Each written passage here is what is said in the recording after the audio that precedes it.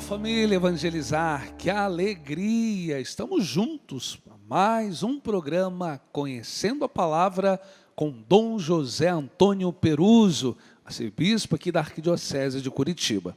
Quero acolher você que nos acompanha em todo o Brasil, pelos canais abertos, você que nos acompanha aqui em Curitiba, canal 16, Maringá 31, você que nos acompanha em Cascavel pelo canal 50, você que nos acompanha em Barretos, Juiz de Fora, Minas Gerais, Chapecó, Santa Catarina, você que nos acompanha em Fortaleza pelo canal 27, Recife pelo canal 47, enfim, sejam todos bem-vindos, além dos canais abertos, pelas parabólicas digitais, pelo nosso aplicativo, pelo nosso canal do YouTube e pelo nosso Facebook. Mas agora eu quero te convidar, pegue aí caneta, pegue o caderno, pegue a Bíblia, e vamos juntos mergulhar e conhecer a Palavra de Deus com Dom José Antônio Peruso. William, que bom encontrá-lo novamente. Ô Vinícius, você andou fazendo algum regime? Preocupado com o charme? Muitos. Há muitos regimes. É bom porque o Apocalipse vem, hein? Prepare-se. E o juiz vai punir quem tiver pecado demais contra a gula. Joelma, que bom vê-la. Obrigada. Jean, toda a equipe, eu quero saudá-las. E você, telespectador, telespectadora, olhe, já é o 5º encontro que temos sobre o Apocalipse. E hoje vamos iniciar o capítulo 4. Mas, como este é um tema que suscita muitas curiosidades, em muitos casos, inclusive temores, eu vou repetir brevemente o que já foi explicitado naqueles encontros primeiros. O contexto e a história da época do escrito. Estamos lá pelos anos 100, um pouco antes, ponhamos aí entre 90 e 100, depois de Cristo. Estou só recordando. Também o contexto mais imediato, que suscitou muitas reflexões e questionamentos, era o sofrimento a que eram, vamos chamar, condenados a suportar aqueles cristãos perseguidos por serem cristãos. O Império Romano era a grande potência e a única grande potência política, econômica e militar da época. Imperadores houve que pretendiam vislumbrar uma condição divina para o império. E o imperador, o seu grande divino, no quadro de uma potência tão grande como o Império Romano à época, tão poderosa, que pretendiam ocupar o lugar de Deus. Quem não se curvasse ante o imperador era, nas províncias, e algumas delas, submetido a implacáveis perseguições, e os cristãos estavam a se perguntar, por que isso com eles cristãos?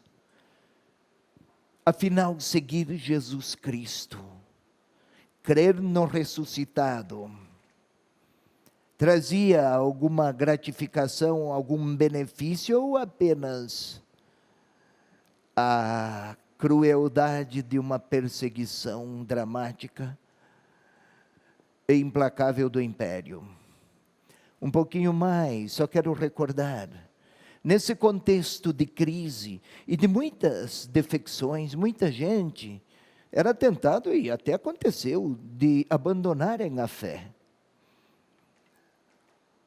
O autor escreveu então aos seus leitores, àqueles das 7 igrejas da Ásia Menor, se lembra bem, número 7, totalidade, número simbólico para dizer as 7 igrejas, a todas as igrejas, que subjacente a toda aquela perseguição, crescia latentemente e progressivamente se revelaria a vitória de Jesus Cristo. Portanto, cristãos, sejam perseverantes. Abreviei quase tudo o que disse nos encontros anteriores, mas exatamente para partirmos de um ponto que nos seja conhecido e que sirva de referência para o encontro de hoje. Vimos também os primeiros 3 capítulos, são as cartas, uma introdução no capítulo 1, e depois as cartas às 7 igrejas da Ásia Menor. Se lembra bem, o mapa da Ásia Menor nos faz recordar, por razões de tempo, vamos apenas mencionar aqui. Hoje vamos começar o capítulo 4, é a segunda parte do livro do Apocalipse, que aliás é assim, dividido ou subdividido. 1, 2, 3. Capítulo 1, introdução. Capítulo 2, também uma primeira abordagem de natureza pastoral. As 7 igrejas da Ásia Menor tinham qualidades, grandezas e belezas, mas também pequenezas e torpezas. E então algumas correções. Agora chegamos ao capítulo 4. Ele, João, o vidente, já arrebatado, vimos isso no capítulo 1, tem grandes visões. E nós vamos começar. Hoje vamos capítulo 4 até 11, ou mais, se pudermos. Vamos por partes. O William, você está pronto? Sim. Apostos? Postos. Limpou a garganta? Opa. Ouçam. Capítulo 4, versículos 1 a 6. Depois iremos de 7 até 11. Força, William. Depois disso, tive uma visão.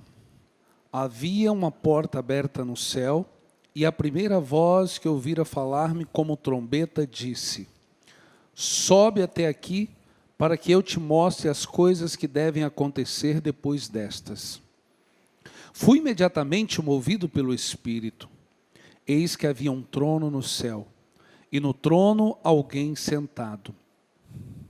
O que estava sentado tinha um aspecto de uma pedra de jaspe e cornalina,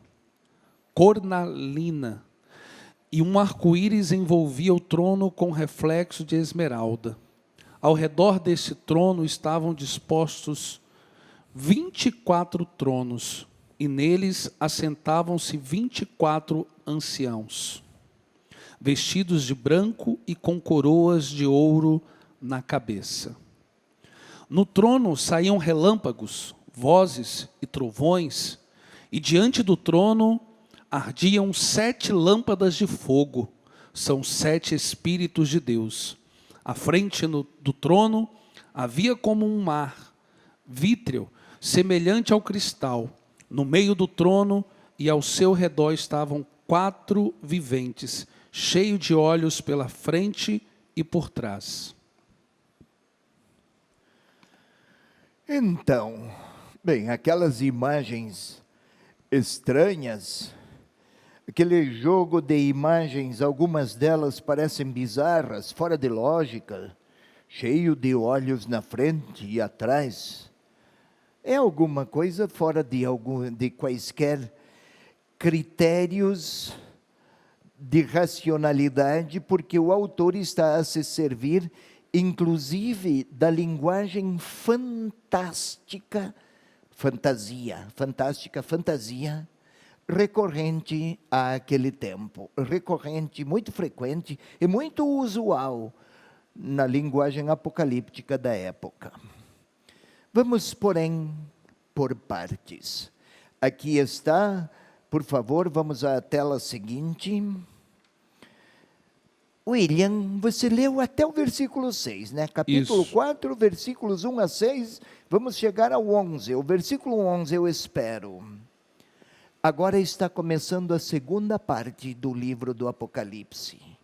Esta segunda parte tem subdivisões desiguais.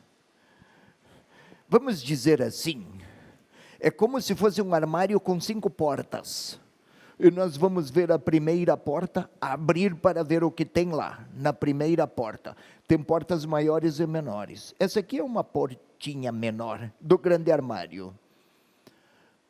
Os capítulos 4 e 5 fazem parte desta primeira subdivisão, porta. Mas observe aqui, querido telespectador, começa agora a segunda parte do Apocalipse. Olha aqui, do capítulo 4, versículo 1 até 22, uma única grande unidade. Ao interno, ou seja, o armário, e ao interno, subdivisões. Basta isso, porque nossa intenção aqui não é tanto análises de caráter literário ou redacional. Vamos à tela seguinte, por favor. Os capítulos 4 e 5. O que temos aqui? Nesta grande porta, falemos assim, grande porta é a primeira porta e é uma porta pequena, eu disse. Ou então nesta primeira porta. Temos nesta seção, capítulos 4 e 5. Ele está apresentando alguns atores, digamos assim, do grande cenário desses 2 capítulos. Deus, o livro, vamos ver, um livro e o seu significado, isso começa lá no capítulo 5. Jesus Cristo na plenitude de sua função messiânica, o Cordeiro de Deus. 3, Deus, livro e o Cordeiro. Estou apenas introduzindo, como os nossos 3 cantores aqui. Não sei qual deles serve de Deus, melhor que nenhum, mas os 3 são cordeirinhos. Mas 3, esqueçamos, fora a brincadeira, capítulos 4 e 5, o autor apresenta esses 3 grandes, vamos falar atores, é um jogo de imagens, visões que ele teve. Ele, autor, vidente. Vamos à tela seguinte, por favor. Então, agora nós vamos ter que começar a reler. Aqui, não foram transcritos na inteireza a totalidade do escrito do versículo. Mas você pode acompanhar aí, o William vai ler. Lentamente, por favor, William, com muito cuidado, porque o telespectador está com a sua Bíblia na mão. Se você ler com rapidez, ele pode não acompanhar, provavelmente não tem a mesma tradução que a nossa, então é preciso seguir aqui num ritmo bastante pedagógico. Mas vai lá, meninão, capítulo 4, versículo 1. Depois disso, tive uma visão. Havia uma porta aberta no céu, e a primeira voz que ouvira falar-me como trombeta disse: sobe até aqui, para que eu te mostre as coisas que devem acontecer depois destas. Depois disso é depois do quê? Depois que o anjo tinha visto a realidade que o vidente, desculpe-me, João, tinha visto a realidade, a situação das 7 igrejas. Tinha maravilhas, coisas boas, mas muitas também infidelidades e tropeços. Daí as 7 cartas que ele escreveu às 7 igrejas. Depois disso, e chegamos aqui. Vai, William, 4:1 novamente. Depois disso, tive uma visão. Havia uma porta aberta no céu. Isto fica por aqui. Porta aberta. Já falei mais de uma vez.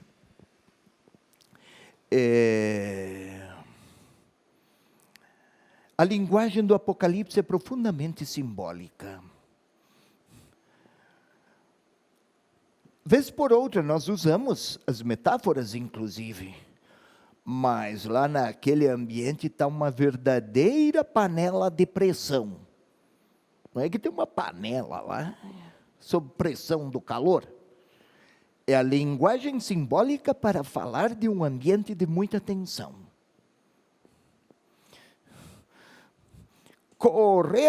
Depois começou, correu a pancada.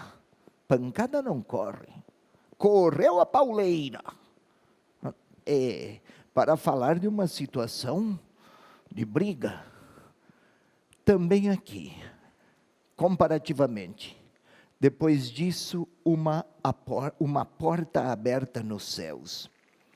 Os leitores cristãos perseguidos são chamados a perceber, por mais que seja dramática e implacável, a perseguição, a porta do céu está aberta. Portanto, as adversidades e hostilidades que sofrem não são estranhas ou distantes ao conhecimento e aos ouvidos de Deus. As portas estão abertas, não há distância entre o céu e a terra. Vamos devagar. Observemos um pouco mais. Sobe aqui, para que eu te mostre o que deve acontecer. Ei, telespectador, o autor não está aqui a se referir unicamente a uma curiosidade. Vem aqui para que eu mostre os espetáculos dramáticos acerca do futuro. Não, não é isso. Ele quer que o leitor compreenda as coisas que devem acontecer. Ou seja, sobe aqui, mostrarei o que deve acontecer. Nas alturas dos céus é que se decide o destino da história. Portanto, cristãos atravessando dias difíceis, não é aqui que a história vai se concluir, e nem deste modo trágico. Tem um caráter de consolo. Estamos no versículo 1. Vamos um pouco mais, William. Você queira, por favor, ler agora, de maneira conjugada, isto é, sem interrupção, os versículos 2 e 3. A porta do céu está aberta, e o vidente foi chamado, venha ver, para depois revelar. Os destinos da história decidem-se desde o alto desde a autoridade de Deus. O senhor quer que eu leia direto na Bíblia ou no texto ali? Não, leia da Bíblia lentamente. Tá, ok. O telespectador, se você observar bem, meu irmão, minha irmã, aqui tem reticências, aqui. O Apocalipse tem 22 capítulos. Não poderemos versículo por versículo e na sua inteireza, às vezes sim, mas é uma tentativa de condensar. Então, acompanhe o William ouvindo-o, ou então aí com a sua Bíblia, mesmo que a tradução não seja exatamente a mesma, mas o sentido, sim, conjuga-se bem. Ele vai ler, depois, na hora de explicar, então, vamos acompanhar pela tela. Fui imediatamente movido pelo Espírito. Eis que havia um trono no céu, e no trono alguém sentado. O que estava sentado tinha um aspecto de uma pedra de jaspe e cornalina, e um arco-íris envolvia o trono com reflexo de esmeralda. Se lembra, há pouco eu disse que nesses capítulos 4 e 5 estávamos, ou o autor, o redator, ele nesses capítulos 4 e 5 quer apresentar alguns dos grandes atores do grande cenário e da história que ele vislumbra. A história com seus desdobramentos futuros, as coisas que devem acontecer. E aí, Deus, o livro, e Jesus Cristo, aí com a imagem do Cordeiro, na sua condição messiânica. Aqui estamos falando ainda de Deus. Fui arrebatado, ou seja, esse arrebatamento foi levado às alturas dos céus. Começa aqui e vai até o capítulo 22, numa única grande visão. Ele foi arrebatado em espírito. Em espírito. É a linguagem profética. Os profetas tinham sempre visões, mas especialmente o Espírito me revelou. Lembram? Isaías. E usado por Lucas, citado por Lucas. O Espírito de Deus me chamou e me enviou para curar, para anunciar, para proclamar o ano da graça do Senhor. Espírito é força.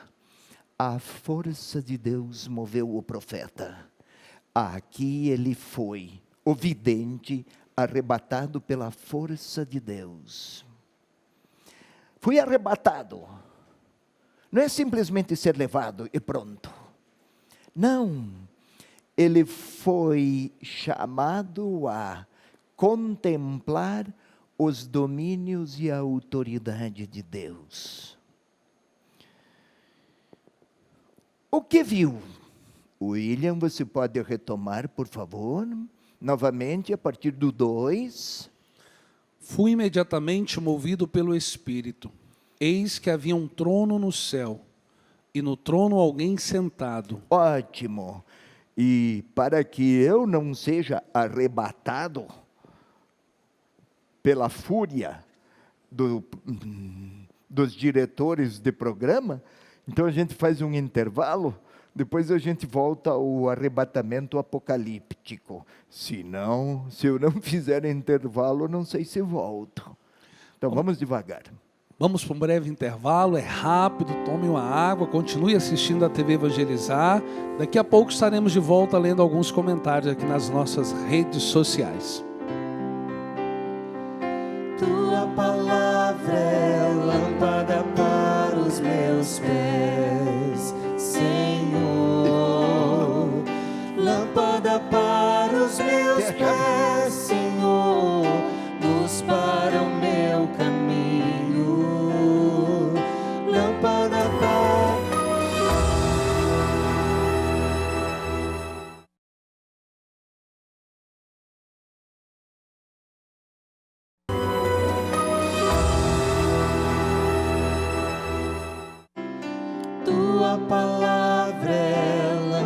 lâmpada para os meus pés, Senhor.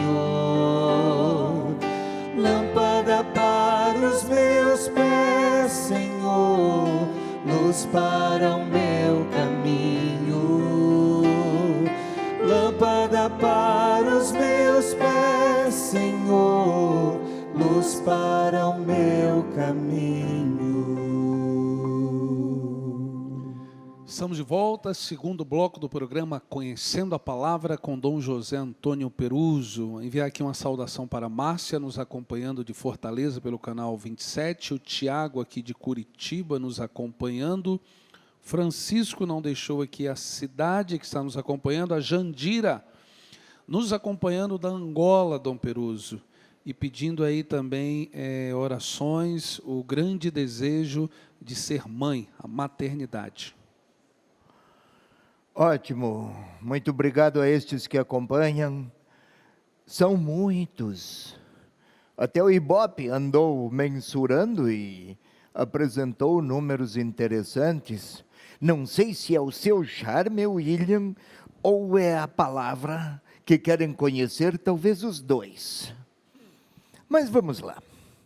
Eu estava falando, no final do quadro anterior, do arrebatamento, e vamos ver o trono. Foi explicado, foi arrebatado em espírito.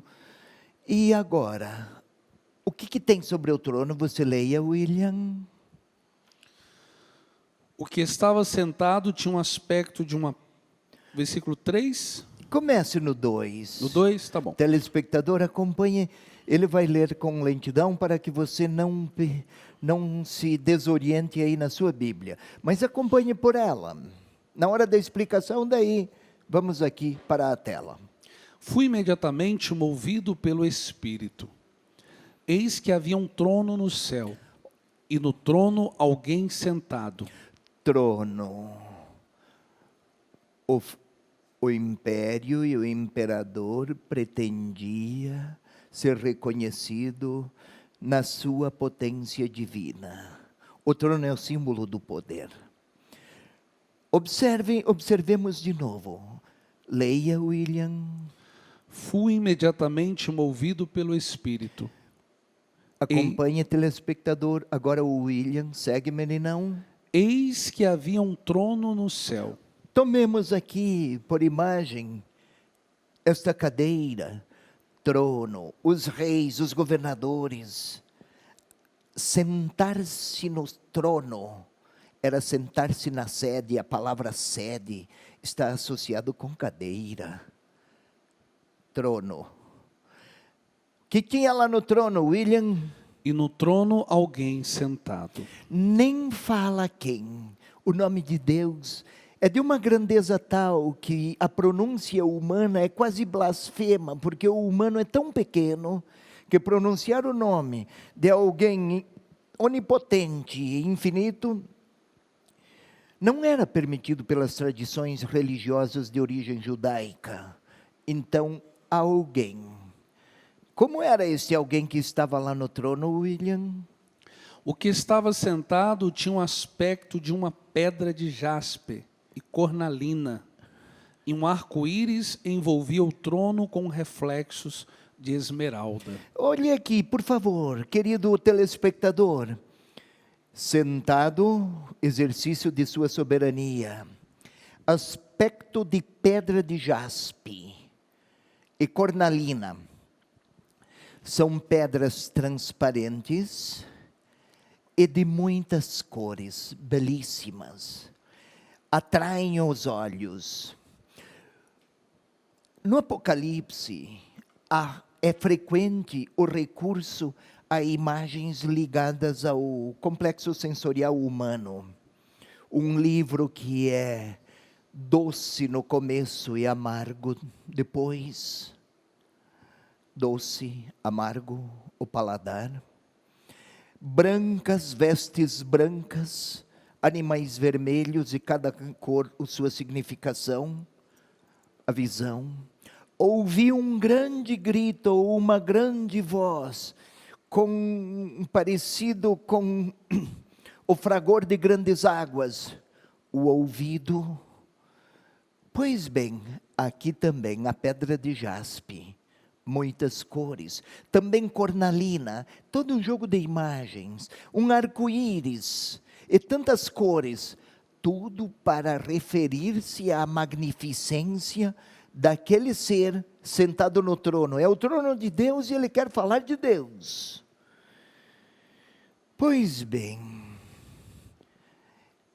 o vidente, autor que escreve, está apresentando ao leitor que vive sob temores e ameaças de perseguição. Ele teve uma visão de uma autoridade muito superior ao império e ao imperador. O leitor da época está gradativamente mergulhando naquele conjunto de cenas que retratam uma situação aparentemente promissora de tragédias, mas o autor pretende que o leitor vislumbre naquele conjunto de uma história marcada por contrastes dramáticos, sinais da atuação de Deus na história, que é o final. Lá no capítulo 22, vai triunfar. É como se, já falei outras vezes, um jogo cujo resultado já se sabe. É dramático, William, mas a vitória vai ser a de Jesus Cristo. Vamos para outra tela, caminhemos, progridamos aqui no nosso livro do Apocalipse. Agora, o William novamente, queira ler os versículos 4 e 5, meninão. Ao redor deste trono, Só um instantinho, telespectador, acompanhe. Na sua Bíblia, o William lerá com vagar. Depois voltaremos aqui. Vai lá, meninão. ao redor deste trono estavam dispostos 24 tronos, e neles assentavam-se 24 anciãos, vestidos de branco e com coroas de ouro na cabeça. Do trono saíam relâmpagos, vozes e trovões, e diante do trono ardiam 7 lâmpadas de fogo. São 7 Espíritos de Deus. Isso. Ao redor daquele trono, sobre o qual estava sentado alguém, com um rosto de muitas cores brilhantes, com uma soberania absoluta. Ao redor deste trono havia 24 tronos. Um trono maior e 24 outros tronos. Do que se trata? O que quero falar? O autor está aqui a apontar a muitas hipóteses, mas uma delas, não vamos aqui multiplicar as hipóteses. Os 24 tronos estão aqui a simbolizar os 12 patriarcas do Antigo Testamento, os 12 apóstolos do Novo Testamento. Representam aqui a história unitária da salvação. Em 2 partes, o Antigo Testamento, promessa do Salvador. O Novo Testamento, o Salvador que chegou.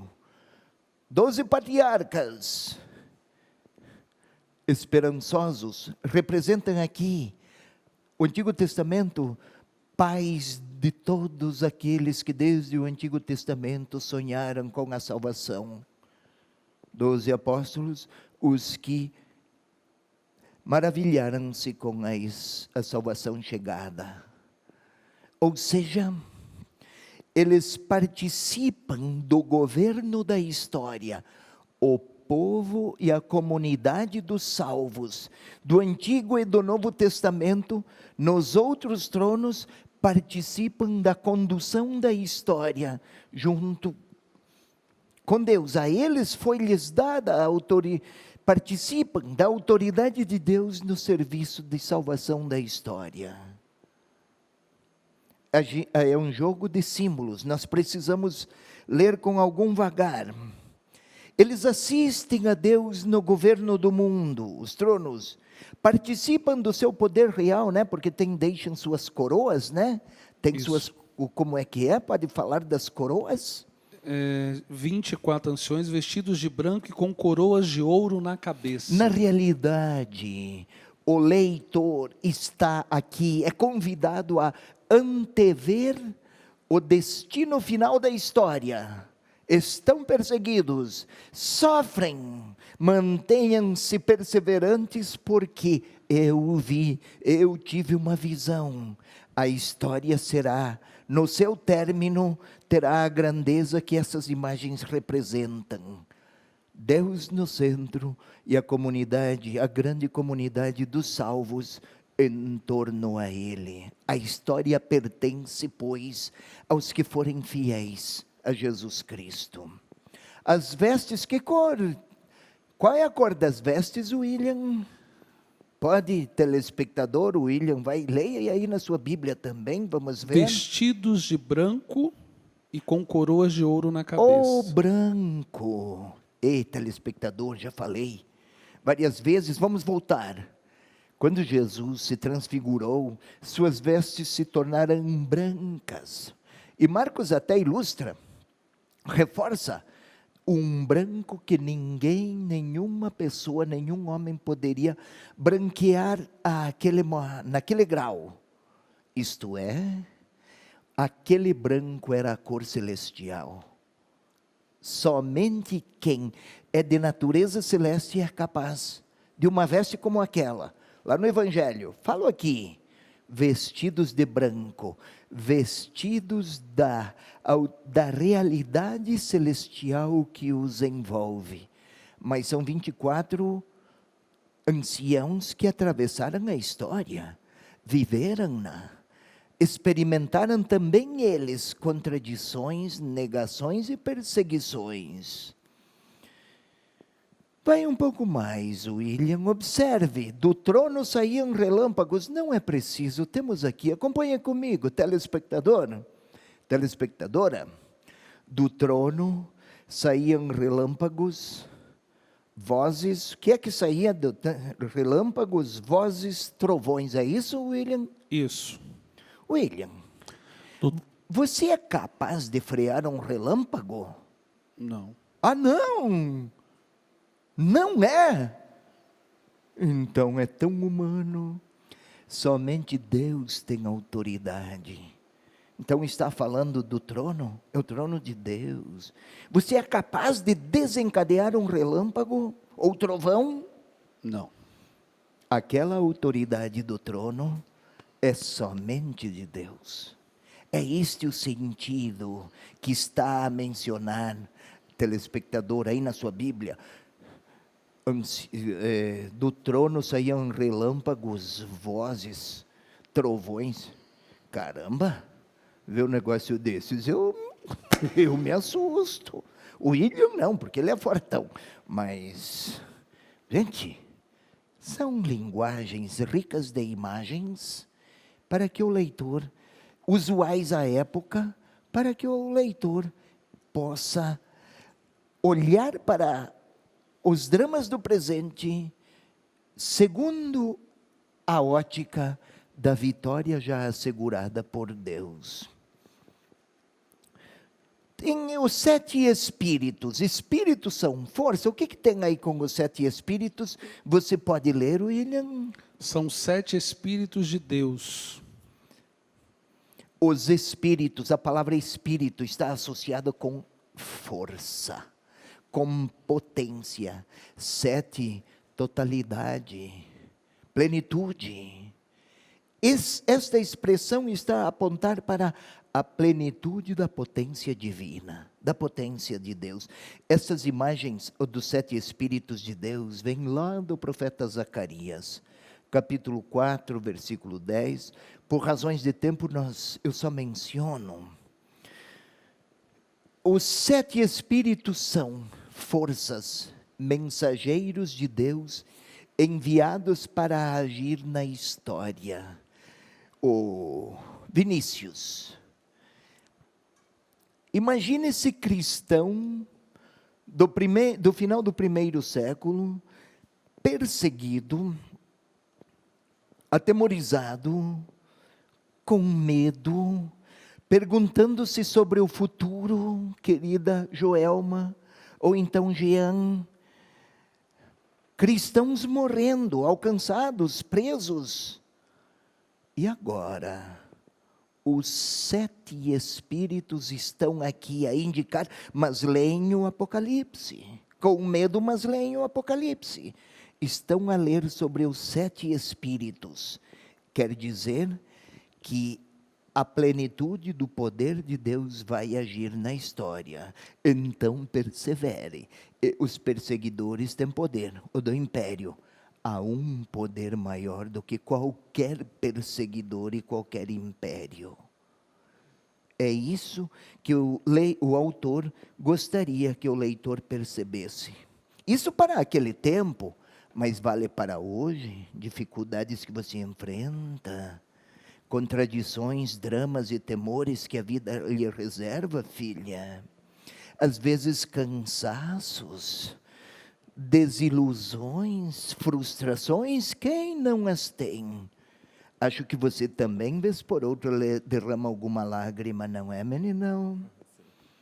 O autor pretende que o leitor de hoje, como o de outrora, aprendam que, a despeito de todas estas contraposições e dramas, há uma autoridade maior do que qualquer objeção ou potência que leve à morte, por mais que seja poderosa.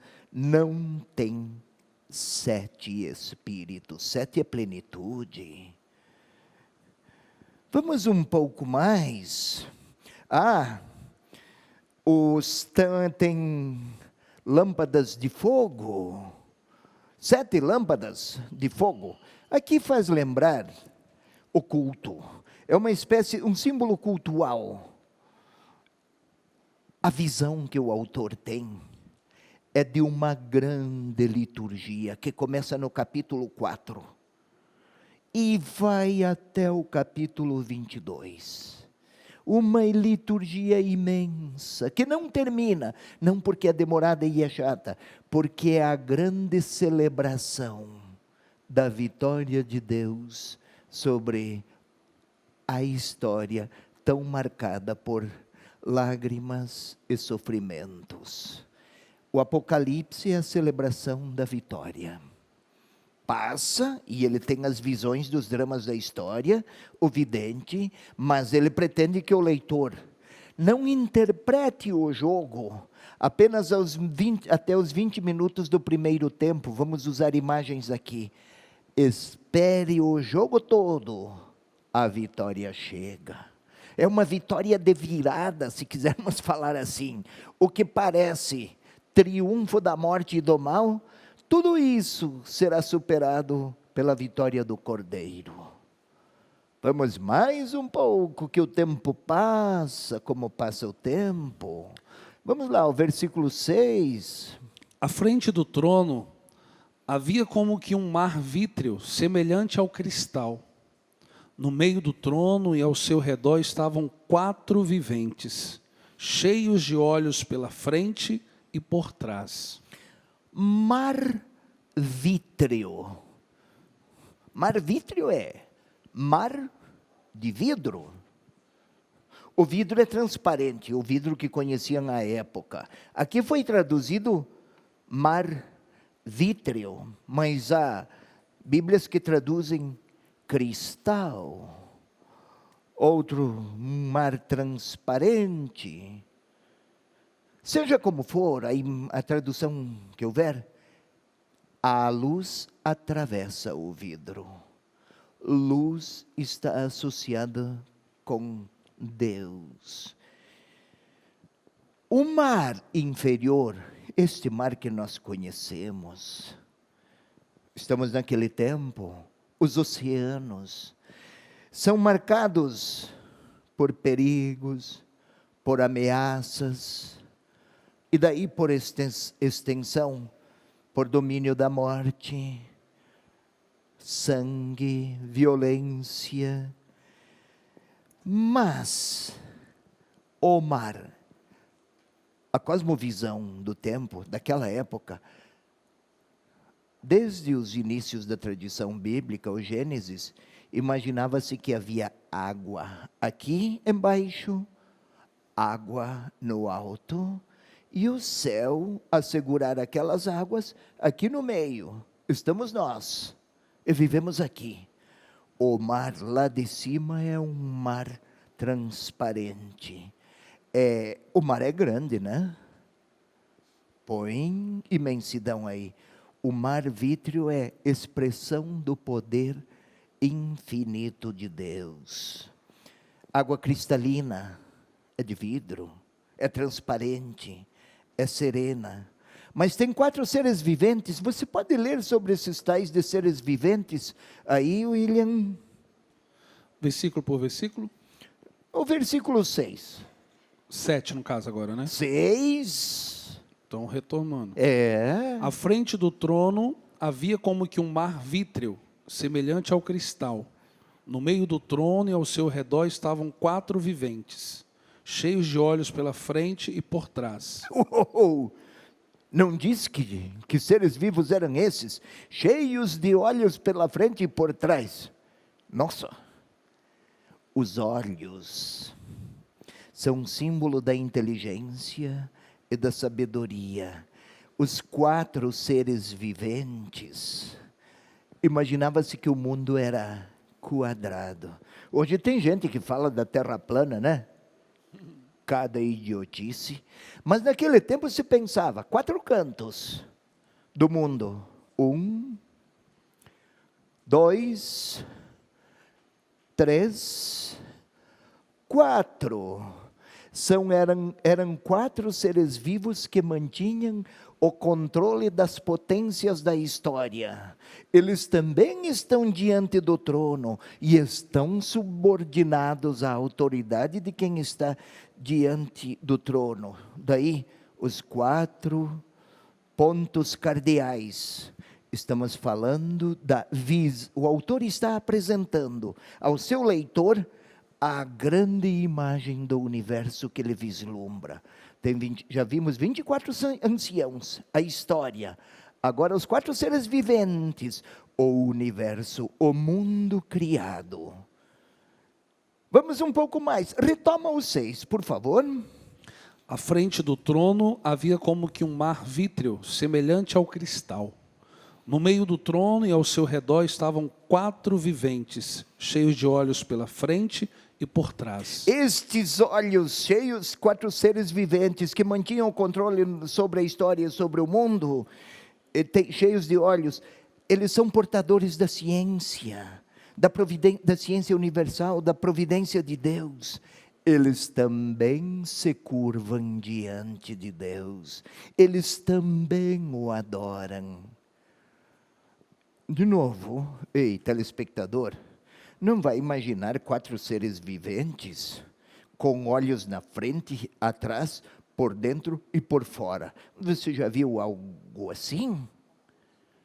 Imagens, às vezes fantasias, orientadas, usuais naquele tempo, orientadas a uma mensagem compreensível para quem faz parte daquela época e daquele contexto. Estamos ainda na segunda parte, não saímos do capítulo 4, estamos no início. O autor, novamente, está criando o grande cenário ao interno do qual a vitória do Cordeiro vai se desdobrar.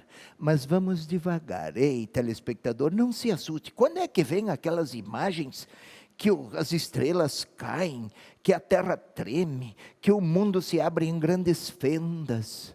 Não precisa ter medo. O dragão com a sua cauda que arrasta 2/3 das estrelas do céu, ou 1/3, já é grande também. Vamos devagar. Não vamos criar suspenses, vamos estudar a palavra de Deus.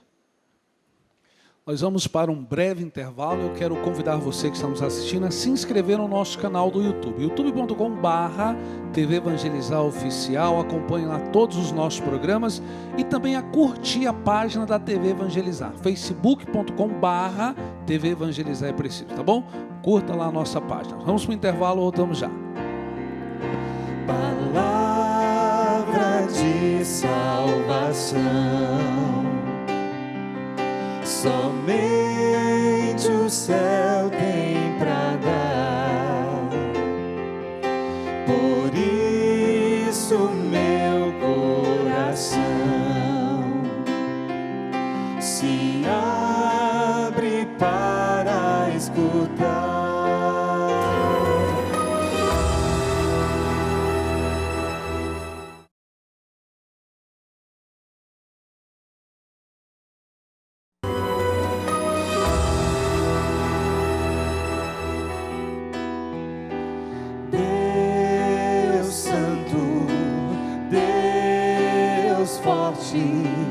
Deus imortal e de poder, nós te adoramos, te bendizemos, te glorificamos, ó Senhor. Estamos de volta, gente. Terceiro e último bloco do nosso programa, Conhecendo a Palavra, com Dom José Antônio Peruso. Aqui vai a nossa saudação a Ângela Silva, aí nos acompanhando pelas redes sociais. Ela que é de Itaperuçu, no Maranhão. Aliás, curta a página lá, facebook.com/TV Evangelizar Oficial, curta a página da TV. A Nilza, nos acompanhando da cidade de Tupã, interior de São Paulo. A Daiane, de Autônia, aqui no estado do Paraná. A Maria Aparecida, de Franca, São Paulo. E a Rosana, da Paraíba. E muita gente mais. Muito obrigado. É por causa da palavra que você liga a TV ou o seu aparelho celular ou o seu tablet. E por causa da palavra eu também venho aqui, o William vem e todos esses nossos colaboradores. Aliás, esses cantam bem, né? No intervalo eles disseram que tem que ficar atento ao que eu digo para ver se encontram algum canto que se ajuste ao tema. E eles nunca falham. Acho que se eles participassem, vivessem no tempo do autor do Apocalipse, o autor ia pensar neles para falar da liturgia celestial. Gente boa faz dessas coisas. Não sei se você iria, William, mas eles sim. Com certeza eles iriam. Então, sigamos um pouco mais. Vamos lá. Aqui, o primeiro vivente. William, você está aqui, leia você, homem. Versículos 7 e 8. Mas não isso aqui, o que está aí na sua Bíblia. E o telespectador também, porque aqui está tudo abreviado. Vai lá. O primeiro vivente é semelhante a um leão. O segundo vivente a um touro. O terceiro tem a face como de homem. O quarto vivente é semelhante a uma águia em voo. Os quatro viventes têm cada um 6 asas e são cheios de olhos ao redor e por dentro. Estes também têm cheios de olhos. Vai lá. E de dia e de noite, sem parar, proclamam: Santo, Santo, Santo, Senhor Deus Todo-Poderoso, aquele que era, aquele que é, aquele que vem. Na celebração da Eucaristia, sempre, né? Santo, Santo, Santo, Senhor Deus do Universo. E agora, aqui, aquele que é, aquele que era e aquele que vem. Vosso é o reino, o poder e a glória para sempre. A celebração, a Eucaristia e a liturgia, o todo da liturgia da missa é profundamente bíblico. Mas vamos aqui ao nosso texto. O primeiro é vivente, semelhante a um leão. O segundo, a um touro. O terceiro, o terceiro vivente como que uma face de homem. O quarto como uma águia em voo. Lá pelo século II, anos 300, Irineu de Lyon, um dos grandes teólogos dos primeiros séculos, ele até associou estes animais com os evangelhos, e com os evangelistas melhor. O touro aqui estaria a representar o evangelho de Lucas, o leão seria o evangelho de Marcos, com as explicações que Irineu encontrou. O homem, face de homem, seria a imagem do evangelista Mateus, e a águia é o evangelho de João. Mas são elementos da tradição que se consolidaram sem que, porém, tenha aí algum traço histórico e exegético fundamentado. Esses animais o que representam propriamente? Sabe, segura aqui para mim, William. Imaginava-se no mundo de então, na cosmovisão da época, não necessariamente do cristianismo, mas usual naquele tempo, segundo as imagens, também vindas do Antigo Testamento, que Deus tinha o seu trono, cada um dos seus pés do trono, sobre cada um destes seres viventes. E Deus se sentava sobre o trono. Ou seja, Ele é soberano sobre todo o mundo criado. Senhor Imperador Romano, não se pretenda soberano sobre a história, porque há alguém maior do que qualquer elemento ou componente da história. Sobre isso está Ele, sentado na sua autoridade de Criador. O vidente, o autor, viu estes animais, símbolo do mundo criado.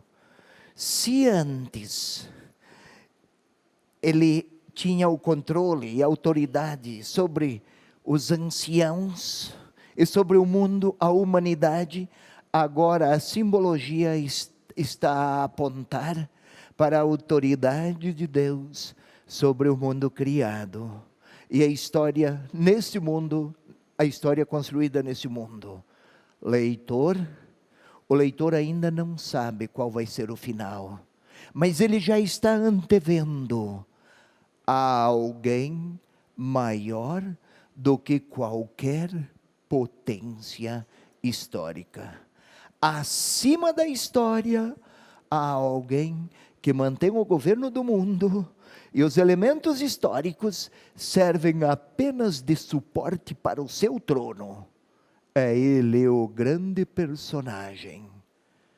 Ainda não está a falar da perseguição, o autor. Ele está apresentando um cenário, e o leitor começa a vislumbrar. Se alguém é tão onipotente assim,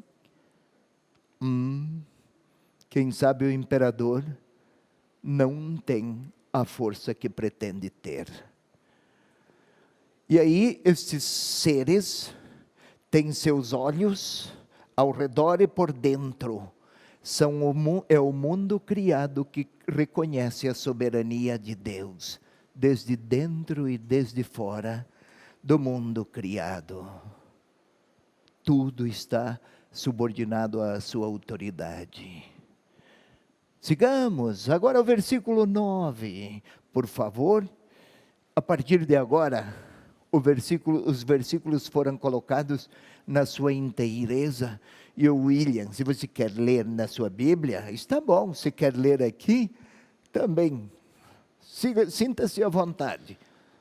E a cada vez que os viventes dão glória, honra e ação de graças àquele que está sentado no trono e que vive pelo século dos séculos. Vai continuar no versículo 10, mas paremos aqui para tentar vislumbrar aqui. Está ainda a falar do mundo criado, o único que faz viver. Olhe, a cada vez que os viventes dão glória, honra e ação de graças àquele que está sentado no trono. Observemos àquele. Tem um caráter superlativo, é único. Não é um daqueles que tem autoridade, é aquele. Não é o imperador antes ou depois da história do leitor. Não é o império. Os seres viventes, o mundo criado na sua inteireza, dá glórias e ação de graças. Glória, louvor, é exaltar a Deus por aquilo que Ele é. Ação de graças é exaltar a Deus por aquilo que Ele faz. Os 4 seres viventes, a inteireza do mundo criado, dá graças a Deus, ou louva, glorifica a Deus por aquilo que Ele é, e ação de graças por aquilo que Ele faz. E Ele vive pelos séculos dos séculos. O imperador não. Nenhuma outra autoridade, nenhum ser vivente, nada no mundo criado vive pelos séculos dos séculos, mas acompanha os passos do mundo criado, aquele que está sobre o trono, e acolhe o louvor de quem reconhece nele a grande autoridade. Senhor imperador, ocupe-se ou ocupe só o seu lugar. É isso que o autor pretende que o leitor compreenda. Querido leitor, o imperador pode ser poderoso, mas é só um imperador. Este não vive pelos séculos dos séculos. É um onipotente de meia pataca. Não precisa se assustar tanto assim com ele. Você já ouviu falar de onipotente de meia pataca? Agora sim. Agora sim. Pataca é antigamente aquelas moedinhas que não valiam quase nada. Uma meia, e é meia pataca, meia moedinha. Imperador poderoso, mas somente meia pataca. Naquele tempo, os evangelhos não falavam de meia pataca, e nem os tempos escriturísticos não havia pataca, então não escreveu. Vamos nós interpretar assim. Segue, versículo 10. Os 24 anciãos se prostravam diante daquele que está sentado no trono para adorar aquele que vive pelos séculos dos séculos, depondo suas coroas diante do trono e proclamando. E então você se controle, porque senão vamos proclamar uma punição para você ao seu lado. Fique aí. Vamos lá. Os 24 anciãos. Você recomece no versículo 9, eu não vou interromper, prometo, e vou me comportar de maneira muito quieta. Você leia 9 e 10 juntos. E a cada vez que os viventes dão glória, honra e ação de graças àquele que está sentado no trono e que vive pelo século dos séculos, os 24 anciãos se prostram diante daquele que está sentado. Eu falei que não ia interromper no versículo 9, já está no 10. Tá bom. Os 4 seres viventes e os 24 anciãos, telespectador, toda a humanidade e todo o mundo criado se prostram. O imperador pretendia que se prostrassem diante dele. O autor está quase a rir, quase a dizer... Se naquele tempo se pudesse escrever uma risada, ele ia escrever bem sarcástico. Não escreviam risadas, então só disse: a autoridade do império é tão insignificante que o resultado final qual vai ser? Toda a humanidade, os 24 anciãos, todo o mundo criado, os seres viventes, todos, a história final da humanidade será: todo o mundo existente se curvará diante da grande autoridade. Voltemos aqui, por favor. Prostram-se diante daquele que está sentado no trono para adorar, aquele que vive pelos séculos dos séculos, sim, depondo suas coroas diante do trono e proclamando, depondo suas coroas. A coroa é símbolo da autoridade, do poder, da magnificência, dos triunfos, da realeza. Ao final todos tirarão suas coroas e vão depô-las ante o trono, porque é Ele soberano sobre qualquer força humana de autoridade. O autor ainda está apenas construindo um cenário. Ainda não começaram os grandes embates, mas vai enfrentar alguém com tanta potência, com potência desta magnitude. O leitor é chamado a olhar o futuro com esperança. Versículo 11. Versículo 11. Digno és tu, Senhor e Deus nosso, de receber a glória, a honra e o poder. Então você se controla e freia um pouco. Não é o imperador que é digno de receber a honra, glória e poder. É o Senhor e Deus. Não temam o imperador, ele não é digno de receber glória, honra e poder. Poderoso de meia pataca, de prateleira de supermercado em tempo de oferta. Não temam. Segue. Pois foste tu que criastes o universo, por tua vontade ele não era e foi criado. O que não era passou a ser. O imperador não estava lá. Ele sim, aquele que está no trono. Chegou antes, vai sair depois, vitorioso sempre. Este é o quadro repleto de imagens. Quanta imaginação, hein? Mas era a linguagem usual para aquele período. E a linguagem dos apocalipses. Apocalipse é um movimento, uma forma de pensar e de interpretar a teologia daquele tempo. Os apocalipses tinham a criatividade para este linguajar, riquíssimo em símbolos, e é preciso conhecer aquela simbologia, senão não será possível compreendê-lo. Isso 4:11. O que tem a seguir, William? Capítulo 5. Oh, telespectador, ainda temos uns minutinhos, vamos aí. Aí na sua Bíblia começa o capítulo 5.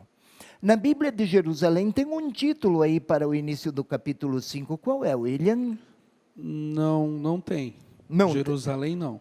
Não tem? Tem no início do 4. Tem no início do... Não tem mesmo. Eu queria ver se você estava atento, e realmente você estava muito atento. Parabéns, William. Até os telespectadores viram. Tá bem, vamos lá. Capítulo 5. Continua.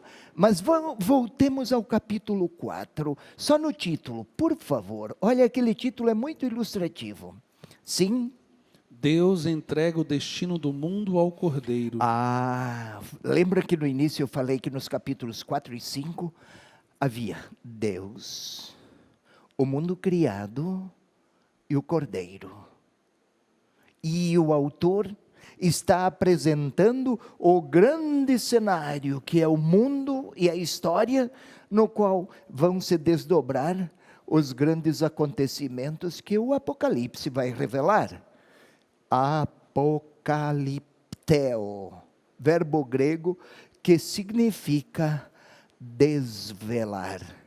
Vai tirando um pouco, mais um pouco, mais um pouco, até revelar tudo. Querem ver como é o William? Está aqui, tira um pouquinho, mais um pouco, está aí o William. O Apocalipse, um pouco, mais um pouco, até revelar a história toda na qual Deus vai triunfar. Vamos lá, está apresentando o cenário. O que temos aí no capítulo 5? Agora começa a aparecer também o cordeiro. Vamos lá. Vi depois na mão direita daquele que estava sentado no trono um livro, escrito por dentro e por fora e selado com 7 selos. Vi depois na mão direita daquele que estava sentado no trono. Vem cá, William, eu estou sentado aqui no trono, tá? É só jogo de cena, porque eu sou fraco. Um pouquinho, mas não precisa tanto, mais um pouquinho. Ei, telespectador, traga a sua Bíblia, por favor. Você fica me olhando aí, fixe os olhos na Bíblia. Feche-a, por favor. Agora você tem um livro. Isto. Vi depois na mão direita daquele que estava sentado no trono. Quem está à direita, estamos naquele tempo, dispõe da mesma autoridade e poder daquele que está no trono. Então não está aquele querido telespectador a indicar direita, esquerda, na frente, atrás, é tudo igual. Não, quem está na direita dispõe da mesma autoridade de quem está no trono. Volta para o seu lugar, porque eu não tenho autoridade nenhuma e daí você também fica sem. Então vamos ler de novo, cada um no seu cantinho, vai lá. Vi depois, na mão direita daquele que estava sentado no trono, um livro escrito por dentro e por fora. Livro. Não é apenas um volume, uma obra escrita, editada, compilada, encadernada. O livro, para os critérios da época, significava o plano de Deus para a história. Aquele que está com o livro na mão, ele dispõe do que Deus projetou para a humanidade. Está nas mãos dele. Quase a dizer, pertence a ele o domínio e a interpretação da realidade presente e futura. Segue, William. Aquele livro estava selado com 7 selos. Aqui é a imagem, 7, totalidade absolutamente selado, fechado. Ninguém poderia abri-lo. Ninguém tem acesso ao que Deus planejou para os seus, exceto quem pode abrir o livro. Versículo 2, William. Vi então um anjo poderoso proclamando em alta voz: quem é digno de abrir o livro rompendo os seus selos? Quem pode dispor de autoridade para interpretar o projeto, o plano, o que Deus oferece de futuro para a história e para a humanidade? Quase a dizer, quem tem acesso aos segredos de Deus? William, mais um pouco. Versículo 3. Mas ninguém no céu, nem na terra, ou sobre a terra, era capaz de abrir e de ler o livro. Ninguém era capaz de aceder aos segredos de Deus. E a perseguição continua. E os cristãos estão atemorizados, inquietos, imersos em contradições vindas de dentro e vindas de fora. Quem tem acesso a esta história e a este mundo tão complexo, tão marcado por verdades e negações da verdade, marchas e contramarchas, tantos dramas e tantas lágrimas. Quem pode olhar para o futuro e dispor dos segredos de Deus? Versículo 4 ainda. Eu chorava muito, porque ninguém foi considerado digno de abrir nem de ler o livro. Então ninguém poderá compreender nada. Se ficar assim, ninguém poderá compreender nada. E daí, agora começa a aparecer a figura do cordeiro. Ele pode abrir. O mundo e a história estão nas mãos daquele que está à direita no trono celestial. Nós vamos continuar. É preciso paciência. São 22 capítulos, todos eles marcados por esse tipo de linguagem simbólica. Temos que ir com paciência, mas na medida em que conhecemos o Apocalipse, maravilhamo-nos com a vitória que Deus quer reservar aos que lhe forem fiéis. Vamos adiante. Que alegria, gente. Estamos terminando então o nosso programa Conhecendo a Palavra. E você pode também rever todos os nossos programas no nosso canal do YouTube. youtube.com/TV Evangelizar. Juntos, evangelizamos mais. Todo joelho se dobrará diante do Rei vencedor, e toda língua confessará: só Tu és santo, santo, santo.